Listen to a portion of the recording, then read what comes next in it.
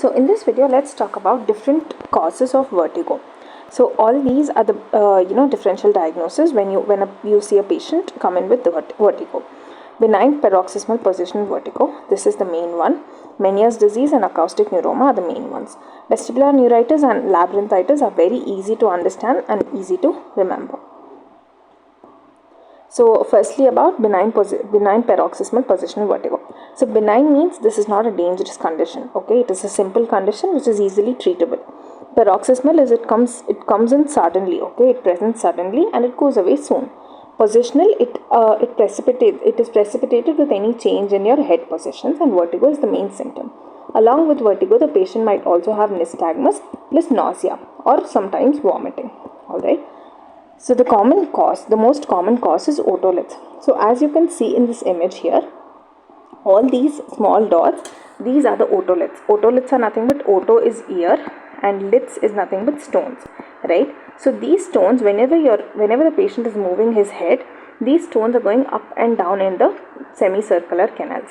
So the main structure that is affected is the posterior semicircular canal. So when there is some disturbance here, that is obviously the inner ear. So this inner ear disturbance will cause vertigo. That is the main symptom. So the patient will complain of vertigo and he'll say whenever he's getting up from his bed, or whenever he's going to bed, or whenever he's doing some kind of head movements, he's getting this vertigo, and which lasts for 20 to 30 seconds. It is very sudden and it lasts for a few seconds.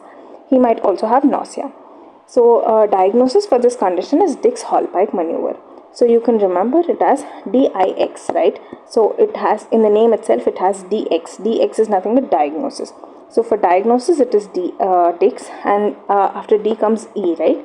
So for management, it is EPLEY'S maneuver. So what Dix-Hallpike test is?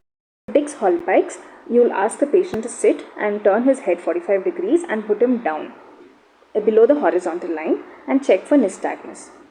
So if this test is positive, that means if the patient is having nystagmus after this, that means Dix-Hallpike is positive. So if Dix-Hallpike is positive, then you will perform the EPLEY'S maneuver, which is the management for this condition. So for EPLEY'S maneuver, same side, same head, you just turn to the opposite side and put him in that position for 30 degrees. And then ask the patient to look towards the floor. Okay, move him that side and ask him to look towards the floor. Again, maintain it for 30 seconds. And then bring him back into this upright position. And again, wait for 30 seconds. So what happens with this is, when you're moving the patient all those to many sides, the otoliths are going to be repositioned. So they're going to be repositioned in such a way that they're not causing any damage or any issue in the semicircular canal anymore. Therefore the vertigo will reduce. So again, DIX for diagnosis. So for diagnosis it is Dix-Hallpike, and after D comes E, therefore EPLEY'S for management. So the next and a very easy topic is vestibular neuritis and labyrinthitis.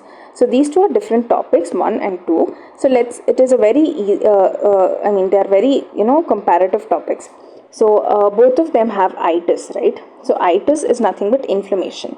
So this inflammation is occurring because of some infection, alright? So URTI, any upper respiratory tract infection, is going to lead to vestibular neuritis or labyrinthitis. So itis, inflammation post infection, alright? So both of these have they don't precipitate with a change in head position, but they get exacerbated.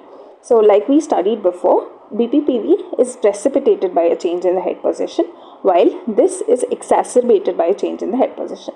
It is not precipitated, okay? Both of these conditions. There is history of upper respiratory tract infection here because itis. So as you can see here, this is the vestibulocochlear nerve and this is the vestibular part, this part. So here there is some small inflammation here. This image here, this is the vestibular nerve, right? This is the vestibular part of the vestibulocochlear nerve, and there is some small inflammation here, right? So this is just a nerve inflammation, all right, which will get better with time. So it is not gonna have any major effects on the patient because the inner ear is not affected. It's just the nerve which is getting a little inflamed, which will get better soon. But here if you see, there is inflammation of the inner ear, right? So when there is inflammation of the inner ear, that is labyrinthitis, it means the inner ear. So this inflammation will eventually cause hearing loss in the patient because the inner ear is being affected, right? Along with hearing loss, the patient might have tinnitus because the auditory signals are not passing properly because of the inflammation in the inner ear. So here in vestibular neuritis, it is just the nerve inflammation, therefore ear is not affected. Whereas labyrinthitis is nothing but the inner ear inflammation, right? Because of the damage to the inner ear, there will be hearing loss and the patient might have tinnitus. And management for both the conditions is just any antihistamine, alright? This is an antihistamine oral. So this is just symptomatic management because it is just inflammation which will get better with time. Therefore, you just give him antihistamine to, manage his symptoms, that is his vertigo. The next condition is Meniere's disease. So Meniere's disease is nothing but a lot of accumulation of endolymph, okay? So this endolymph here is going to put pressure on the inner ear, on the vestibulocochlear, this is the inner ear, on the semicircular canals, on the vestibulocochlear nerve. Therefore, the patient will have a triad. Okay, so this triad is going to be vertigo, 1, tinnitus, 2, and sensory neural hearing loss. This is going to be sensory neural because his nerve is being inflamed, nerve is getting damaged here. Because of this excessive fluid, the nerve is getting compressed. Therefore, the patient will have sensory neural, that is the nerve damage of the sensory neural type of hearing loss. He'll also have tinnitus because his inner ear is being pressurized here, and vertigo. The patient might also have the feeling of ear fullness because of all that excessive fluid. Alright, so for the investigations, you put the patient to an audiometry, pure tone audiometry, which will confirm that the patient has a sensory neural hearing loss.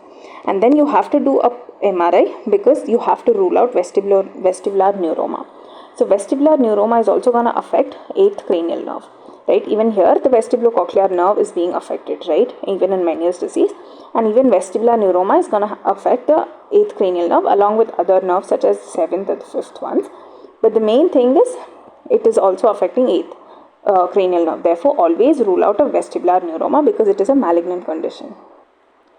So for management, you give the patient again antihistamines to manage his symptoms, that is his vertigo, because this fluid will get back to its to whatever position it was in before, back. Okay, so you don't have to remove the fluid or anything, it will go away on its own. And for prophylaxis, you give the patient beta-histine. So beta is nothing but the second letter, right? Beta.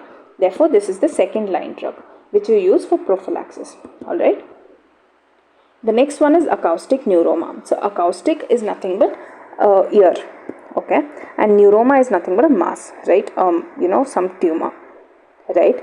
So this mass here, as you can see, this is the cerebellopontine angle. Okay. This is the cerebellum here. Right, this is the cerebellum and this is the pons, right? The cerebellum is like this. Therefore, this is coming exactly from the cerebellopontine angle. Therefore, this mass is called the cerebellopontine mass. Okay, it is the acoustic neuroma, also called as schwannoma. So we have discussed before about some cranial nerves, right? So let's get back to that once and just revise how these cranial nerves pass. So as you can see, we have 12 cranial nerves, right? So the first 4 cranial nerves go above the pons, that is midbrain. The next 4, 5, 6, 7, 8 in the pons, and 9, 10, 11, 12 in the medulla oblongata. So just know that the first and the second cranial nerves do not have nuclei. Therefore, 3 and 4 go through the midbrain, 5, 6, 7, 8 through the pons, and 9, 10, 11, 12 in the medulla. So we have to know about 5, 6, 7, 8 for our topic. So acoustic neuroma occurs in the pons, right? Cerebellopontine angle. Therefore, 5, 6, 7, 8 cranial nerves will be affected, especially the 5, 7 and 8. That is the trigeminal, facial and the vestibulocochlear nerve. Therefore, the patient will have hearing loss because his 8th cranial nerve is affected. Tinnitus, again because this is his ear. Facial weakness because his facial nerve compression. Facial weakness is motor symptoms. Therefore, his 7th cranial nerve is affected. Like we have discussed before, 5th cranial nerve is the facial sensation, and the 7th, that is the facial nerve, is the motor facial part, right? Therefore, facial weakness, 7th cranial nerve. and the patient will have facial pain, or numbness, that is the trigeminal nerve, that is the sensations. The patient might have ataxia also, because this is the cerebellum that we are talking about. And sometimes in neurofibromatosis too, which is a neurocutaneous syndrome, the patient might have bilateral acoustic neuroma. So it is in the name itself, type 2. Therefore, it is bilateral. Okay, bi is nothing but 2.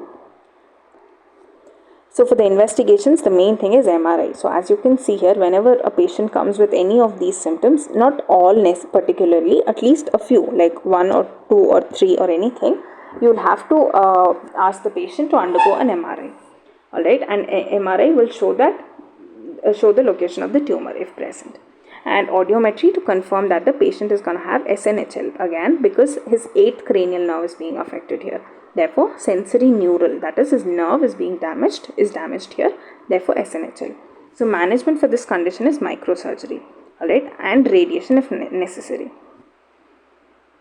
You wait and watch if the tumor is too small, or if the patient is asymptomatic. So, as a quick revision, Bppv has a V, right?